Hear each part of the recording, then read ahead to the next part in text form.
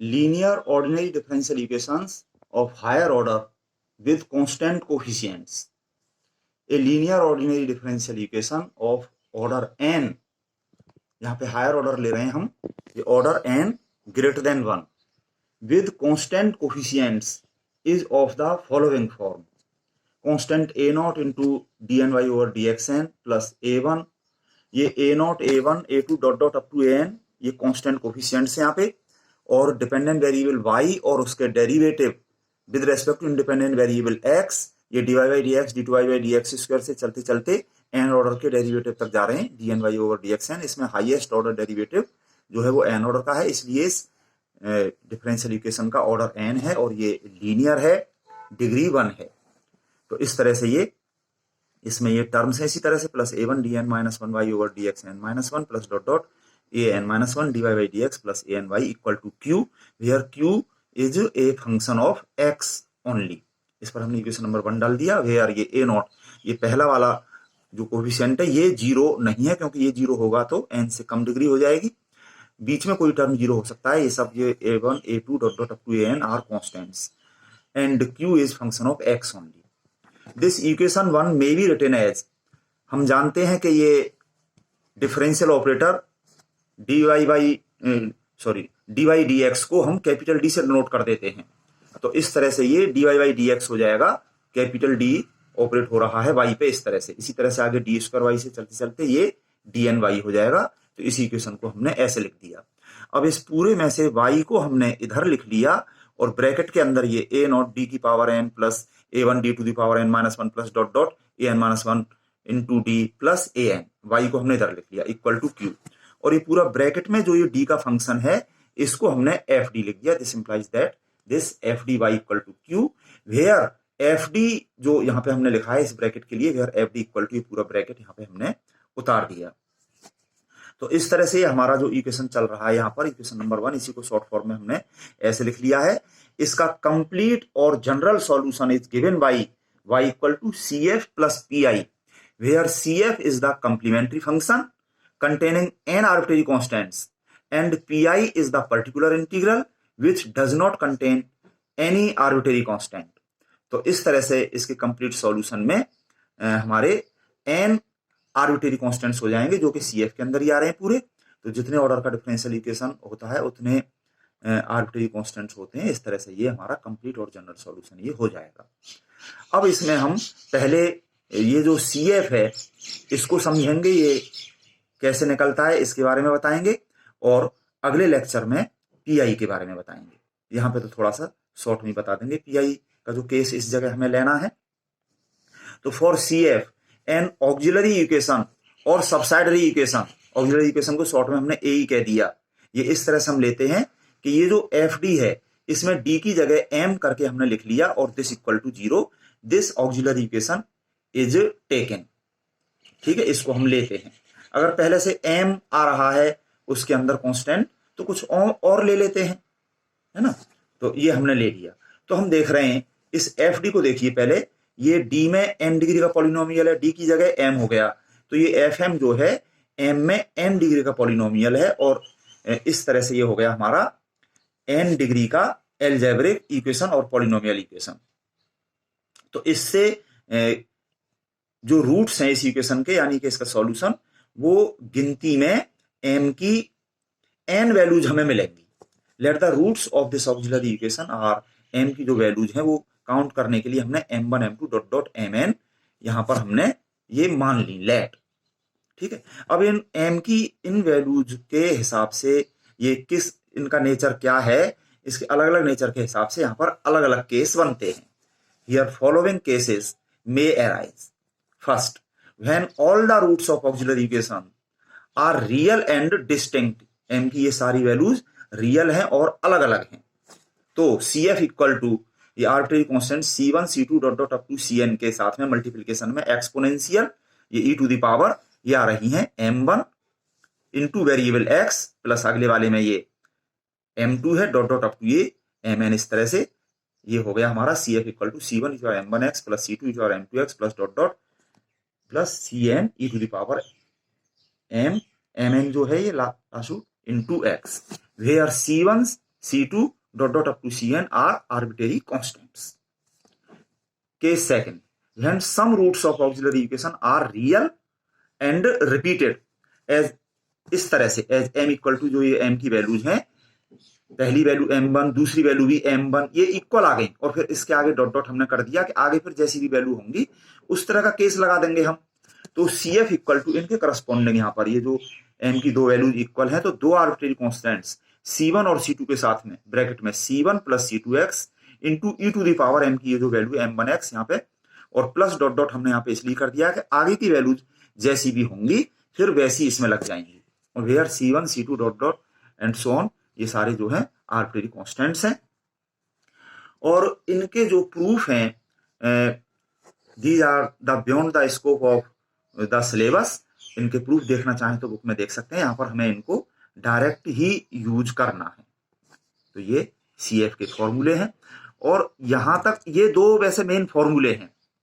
और इन्हीं से फिर देखो सिमिलरली ये सेकंड के जैसा यहाँ पे third when, more roots of auxiliary equation are real and repeated, m की ये तीन वैल्यू इक्वल आ गई तो यहाँ पर three arbitrary constant C1 C2 C3 के साथ में C1 plus C2x plus C3x square bracket में into e to the power m1x, m की ये जो वैल्यू है where the C1 C2 C3 are arbitrary constants and so on यहाँ पे लिख दिया। यानी कि इसी तरह से और भी रूट्स इक्वल होंगे तो यहाँ पर एक और आर्बिट्रेरी कांस्टेंट लेके x की पावर बढ़ जाएगी। तो इस तरह से हम कितने भी इक्वल रूट्स को लिख सकते हैं और प्लस डॉट डॉट इसलिए कर दिया कि आगे फिर इसी तरह से जो नेचर होगा रूट्स का उस तरह के यहाँ पे हम लिख देंगे। तो मेन तो ये दो ही रहे, तीसरा तो इसके जैसा सिमिलरली और एंड ऑन कर दिए, इस तरह से और भी हो जाएंगे। अब अगला वाला जो हम बता रहे हैं कॉम्प्लेक्स वाला, कि जब ये रूट्स कॉम्प्लेक्स हों यानी m की वैल्यूज हम लेंगे अल्फा प्लस माइनस आई बीटा, जिसमें अल्फा और बीटा रियल होंगे, तो m1 की जगह अल्फा प्लस आई बीटा और m2 की जगह अल्फा माइनस आई बीटा इसी में रख के कैलकुलेट करके वो बन जाता है। ठीक है, तो मेन यही दो रहे। और हालांकि प्रूफ की बात तो हमें ज्यादा यहां पे करनी नहीं है। When some roots of auxiliary equation are complex and distinct as m की ये वैल्यू जो है alpha plus minus iota beta, where iota short में हम आई कह सकते हैं, this is square root of -1 imaginary unit, और यहाँ पर अल्फा और बीटा रियल हैं। तो m की एक वैल्यू तो है अल्फा प्लस आई बीटा और दूसरी उसकी कॉन्जुगेट अल्फा माइनस आई बीटा। इस तरह से ये दो वैल्यूज ले ली और आगे डॉट डॉट कर दिया, आगे जैसी भी वैल्यू हो। तो इनके करस्पॉन्डिंग CF जो है e to the power alpha x और ब्रैकेट में C1 cos beta x plus C2 sin beta x plus dot dot and so on, आगे जैसा भी हो। तो इस तरह से ये फर्स्ट वाले फॉर्मूले से ही बन जाता है, पर हमें डायरेक्ट ये यूज करना है। और इसी को हम ऐसे भी लिख सकते हैं, और CF इक्वल टू ये e की पावर अल्फा x तो एज लिखा हुआ है, इस ब्रैकेट की जगह C1 cos beta x plus C2, क्योंकि आप जानते हो cos a प्लस b से जब इसको खोलोगे तो वो इस टाइप का ही बन जाए, इस टाइप का ही बन जाएगा। वैसे ये आर्बिट्रेरी कांस्टेंट्स फिर अलग अलग हो जाएंगे, पर वो तो हमारी मर्जी पे है, हम कुछ भी लें। और इसी तरह से यहाँ पर इसको हम साइन में भी लिख सकते हैं। ये इसलिए बताएं कि बुक में आंसर किसी और फॉर्म में हो तो आप इसकी पहचान कर सकें। वैसे हम तो यही वाला लिखा करेंगे, वेयर करके ये सारे आर्बिट्रेरी कांस्टेंट लिख दिए। और नेक्स्ट फिफ्थ में इसमें कॉम्प्लेक्स में रिपीटेड, ये अल्फा प्लस माइनस आई बीटा एक बार और फिर ये दूसरी बार से जब रिपीटेड हो गए तो जिस तरह से मैंने सेकंड फॉर्मूले बताया था उसी तरह से यहाँ पे CF equal to e to the alpha x, इसके जैसा यहाँ पर C1 की जगह दो आर्बिट्रेरी कांस्टेंट्स, ये C1 प्लस C2x ये वाला ब्रैकेट आ गया, और इसी तरह से यहाँ जो C2 है इसकी जगह पे C3 प्लस C4x ब्रैकेट में इंटू साइन बीटा x, ये इस तरह से ये हमारा बन गया। वेयर ऑल डी C1 से लेकर ये सारे आर्बिट्रेरी कांस्टेंट्स हैं। तो इस तरह से चार रूट्स के लिए यहाँ पर चार आर्बिट्रेरी साथ में लिख दिया है, आगे जैसे भी होंगे उसके लिए डॉट डॉट कर दिया। और इसी तरह से और भी रिपीटेड रूट्स हों तो ये ब्रैकेट में आर्बिट्रेरी कांस्टेंट के साथ में x की पावर बढ़ाते हुए सिमिलरली हम इसी तरह से लिख सकते हैं। अब ये लास्ट फॉर्मूला, लास्ट केस जो हम आपको बता रहे हैं, some roots of auxiliary equation are real and in surds as m equal to alpha plus under root beta, and दूसरा जो है alpha minus under root beta. तो दरअसल ये दोनों ही रियल हैं और डिफरेंट हैं, एक alpha plus under root beta, दूसरा alpha minus under root beta. यानी कि m1 की जगह alpha plus under root beta और m2 की जगह alpha minus under root beta उसी में पहले वाले फॉर्मूले में रख दें तो एक ये फॉर्म भी बन जाती है। ये दरअसल वो ही है, कोई अलग नहीं, चाहे हम वो यूज करें या ये यूज करें एक ही बात है। तो ये इस टाइप का जो सिमिलर, यहाँ पे कॉस और साइन ये सर्कुलर थे, यहाँ पे हाइपरबोलिक आ गए, इस तरह का ये बन जाता है। CF e to alpha x bracket में C1 cos hyperbolic under root beta x plus C2 sine hyperbolic under root beta x plus dot dot and so on, आगे जैसे भी हो। और इसको हम ऐसे भी लिख सकते हैं, ये एक्सपोनेंशियल तो एज इट, और इस ब्रैकेट की जगह C1 cos hyperbolic under root beta x plus C2, और ये दूसरे वाले में ये इसी तरह से साइन हाइपरबोलिक में भी लिख सकते हैं, where all these are arbitrary constants. ठीक है, तो इस तरह से ये CF के बारे में हो गया। और PI जो है, ये इक्वेशन शॉर्ट में हमने इस तरह से लिखा था, equation FD by equal to Q। इसका PI of this equation is a particular solution और इंटीग्रल ऑफ दिस इक्वेशन। तो इसी को सेटिस्फाई करने वाली जो y की जो वैल्यू है 1/FD ऑपरेटर अगर हम इस पर लगा दें तो यहाँ पे ये y रह गया और इक्वल टू ये 1/FD ऑपरेट हो रहा है Q पर, और यही PI होता है, that is PI equal to this 1/FD operate हो रहा है Q पर, ये PI होता है। तो if this Q equal to 0, अगर Q 0 हो जाएगा तो ये PI equal to 0, then PI equal to 0। So in this case अगर Q 0 होगा तो इस केस में PI 0 हो जाएगा। तो so in this case the complete solution is given by y equal to CF plus PI जो था। तो इस केस में जब PI 0 हो जाएगा तो y equal to CF only, यही कंप्लीट सॉल्यूशन हो जाएगा। तो अभी इसमें हम इस तरह के सवाल करेंगे, और अगले लेक्चर में जब PI के फॉर्मूले बता दिए जाएंगे, जबकि Q नॉट इक्वल टू 0 हो, तो उस केस में फिर PI के फॉर्मूले बताए जाएंगे, तब वहां पे PI की जरूरत पड़ेगी। अभी तो हमारा PI 0 रहेगा Q इक्वल टू 0 के केस में, तो केवल CF ही यहां पर सॉल्यूशन हो जाएगा। तो अब इसके हम एग्जाम्पल्स करते हैं। Example number 1, solve d3y/dx³ minus 9 d2y/dx² plus 26 dy/dx minus 24y equal to 0। Solution given differential equation is, इसमें हमने इस इक्वेशन को उतार लिया और dy/dx को कैपिटल D से डिनोट करते हुए ये y को हमने इधर लिख लिया, तो ये हो गया dq y हुआ इस तरह से, तो ऐसे y को इधर लिख दिया, minus 9d² plus 26d minus 24y equal to 0। It's auxiliary equation is, d की जगह m करते हुए ब्रैकेट हमने यहाँ पे लिख लिया और इक्वल टू 0। ठीक है, ये m³ minus 9m² plus 26m minus 24 equal to 0। और अब इससे हमको m की 3 वैल्यू जो मिलेंगी उसके लिए हम इसके फैक्टर कर लेते हैं, जैसे भी हो, जिस तरीके से भी हो। तो factorising it we have m-2 m-3 m-4 इसके फैक्टर हो गए, और ईच फैक्टर इक्वल टू 0 से, so the roots of auxiliary equation are, इससे दिस इक्वल टू 0 से m equal to 2, this equal to 0 से m इक्वल टू 3 और this equal to 0 से m equal to 4। So m equal to 2, 3, 4, ये m की जो 3 values यानी कि 3 रूट्स मिले हैं, ये तीनों रियल हैं और डिफरेंट हैं। तो वो फर्स्ट केस वाला फॉर्मूला यहां पे लग जाएगा। तो इससे हमको CF मिल गया C1 into exponential e to the power, जो रूट पहला रूट मिला 2 इंटू वेरिएबल x लिख दिया, plus C2 e to the power 3x plus C3 e to the power 4x। जो 3 वैल्यूज m की मिली थी क्रम से 2, 3, 4 यहाँ पे हमने लिख दी हैं, C1, C2, C3 arbitrary constant के साथ में वेयर करके, दीज आर आर्बिट्रेरी कांस्टेंट्स। और हियर PI इक्वल टू 0, क्योंकि इसमें हम देख रहे हैं कि यहाँ इस साइड में 0 है तो PI 0 होता है। जिन सब डिफरेंशियल इक्वेशंस में इस साइड में, राइट हैंड साइड में 0 हो, तो उनमें PI जो इस फॉर्म में लिखने के बाद, इस dn में y और उसके डेरिवेटिव इधर लिखने के बाद में इस साइड में 0 है। ठीक है, कहीं x का फंक्शन हो उसको भी इधर लिख लिया और फिर कहो कि इधर 0 है, तो ऐसे नहीं चलेगा। तो ऐसे सभी में जो है PI 0, hence the complete solution of the given equation is y equal to CF only. ये CF ही यहाँ पर हमने लिख दिया, ये इसका आंसर हो गया। इसी तरह से और सवाल कर सकते हैं। एग्जाम्पल 2 में सॉल्व दिस डिफरेंशियल इक्वेशन, इसको यहाँ पे एज इट लिखा, d/dx को कैपिटल D लिख करके, इसका ऑक्सिलरी इक्वेशन d की जगह m करके यहाँ पे लिख लिया, ये m³ minus 4m² plus 5m-2 equal to 0।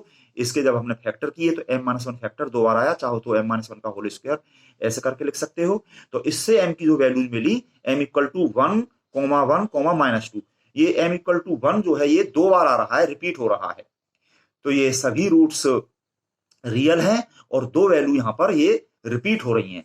So CF equal to ये 2 1 जो है, इनके लिए 2 आर्बिट्रेरी कांस्टेंट C1, C2 के साथ में C1 plus C2x into e to the power ये 1x प्लस C3 के साथ में ये वाला माइनस 2x, ये जो भी वैल्यू है ये हमने यहाँ पे लिख ली। तो इस तरह से, क्योंकि यहाँ पर ये इधर 0 होने की वजह से PI तो 0 ही है, hence complete solution is y equal to this CF only, ये इसका आंसर हो गया। इसी तरह से हम आगे कर सकते हैं सॉल्व दिस डिफरेंशियल इक्वेशन। ये कैपिटल डी में ही दे रखा है, यहाँ पे लिख के डी की जगह एम करके इसका ऑक्सिलरी इक्वेशन, ये 4 डिग्री में है, इसके हमने फैक्टर किए। रिमाइंडर थ्योरम यूज कर सकते हैं यहाँ पर हम, m इक्वल टू -1 से ये जो है सारा सेटिस्फाई हो रहा है, तो m+1 इसका एक फैक्टर हुआ वो निकाल लिया, फिर अगेन इस तरह से m इक्वल टू 4 से भी सेटिस्फाई हो रहा है। इस तरह से हम देख सकते हैं, फैक्टर करना आप पहले से जानते हैं। तो इसमें m+1 cube into m-1 4 equal to 0, ठीक है, ये इक्वेशन हमको मिल गया फैक्टर होने के बाद में। तो so the roots of auxiliary equation are, इससे m की वैल्यूज -1 -1 -1 3 टाइम्स आ गई और इससे m इक्वल टू 4। तो यहाँ पर 3 ये इक्वल रूट्स हैं, -1 तो 3 arbitrary constant C1 C2 C3 के साथ में, ठीक है, C1 + C2x + C3x square into e⁻⁻1x plus C4, ये जो 4th नंबर पे है e⁻, ये वाला 4x, ये सभी रियल हैं और ये इक्वल हैं, ये डिफरेंट है, इसको अलग लिख दिया। और ये सारे आर्बिट्रेरी कांस्टेंट्स हैं, और इस तरह से y equal to CF + 0, PI तो यहाँ पे 0 है इसकी वजह से, तो y इक्वल टू इतना ही इसका सॉल्यूशन हो जाएगा। यहाँ पे लिखा हुआ है इसका PI 0 है, complete solution y equal to केवल वो CF, इसका ये आंसर हो गया। Next example 4, solve this differential equation. इसको इसी तरह से हमने यहाँ पे लिखा है और ये d में लिख दिया, ऑक्सिलरी इक्वेशन d की जगह m करके m² + 10m + 26 इक्वल टू 0, सीधे सीधे इसके फैक्टर हो नहीं रहे, तो इससे m की वैल्यूज निकालने के लिए हमने ये डिस्क्रिमिनेंट फॉर्मूला यानी कि सीधे सूत्र यूज कर दिया, जिससे कि m की वैल्यू -5 + -i/1, ये आयोटा स्क्वायर रूट ऑफ -1 तो इस तरह से ये अल्फा + -i बीटा की फॉर्म में बन गए। तो इससे हमने CF का फॉर्मूला e⁻⁴x ब्रैकेट में C1 cos βx + C2 sin βx करते हुए अल्फा की जगह -5 और बीटा की जगह 1 इसमें रख दिया, तो ये बन गया। इसमें C1 C2 आर्बिट्रेरी कांस्टेंट्स हैं, इस साइड में 0 होने की वजह से PI 0 है, hence complete solution y equal to this CF only, ये इसका आंसर हो गया। y equal to e⁻⁵x bracket में C1 cos x + C2 sin x, इसका ये answer. Next example 5, solve this differential equation. इसमें हम आपको हिंट दे रहे हैं, इसमें ये 4 ऑर्डर का है, तो m की इसमें 4 वैल्यूज मिलेंगी, तो ये ±2i 2 बार मिल गया हमें, तो अल्फा ± i बीटा की फॉर्म में हमने लिखा है, इसमें अल्फा की वैल्यू 0 और बीटा की वैल्यू 2, और ये रिपीटेड हो गया कॉम्प्लेक्स में, तो उसका हमने CF का फॉर्मूला यहाँ पे लगा करके रिपीटेड वाला, और e⁻0 वो तो 1 हो गया, ठीक है, ये रिपीटेड वाला यहाँ पे लिख दिया, PI इसमें 0, y इक्वल टू CF, इसका ये सॉल्यूशन, इसका ये आंसर हो गया। इसी तरह से एग्जांपल 6, ये जो है d में ही दे रखा है, ऑक्सिलरी इक्वेशन d की जगह m करके लिखा है, ये 2 डिग्री का बनेगा वो, इससे m की 2 वैल्यूज ये मिल गई हमें, सीधे सीधे नहीं मिली तो हमने डिस्क्रिमिनेंट फॉर्मूला यूज करके कर लिया, तो ये अल्फा ± बीटा, इस तरह से इमेजिनरी नहीं है, कॉम्प्लेक्स नहीं है, ये रियल है, और इस तरह से प्लस माइनस वाली फॉर्म में जब आ जाते हैं तो हम चाहें तो हाइपरबोलिक वाला यूज कर लें और हम चाहें तो फर्स्ट फॉर्मूला यूज कर लें। तो इसका y equal to -3/2x bracket में C1 cos hyperbolic under root, ये वाला 5√5/2 into x plus C2 sine hyperbolic under root 5/2x, ये इसका आंसर हो गया। इसी तरह से आप इसके सारे सवाल करिए अच्छे से और अपनी प्रॉब्लम पूछिए।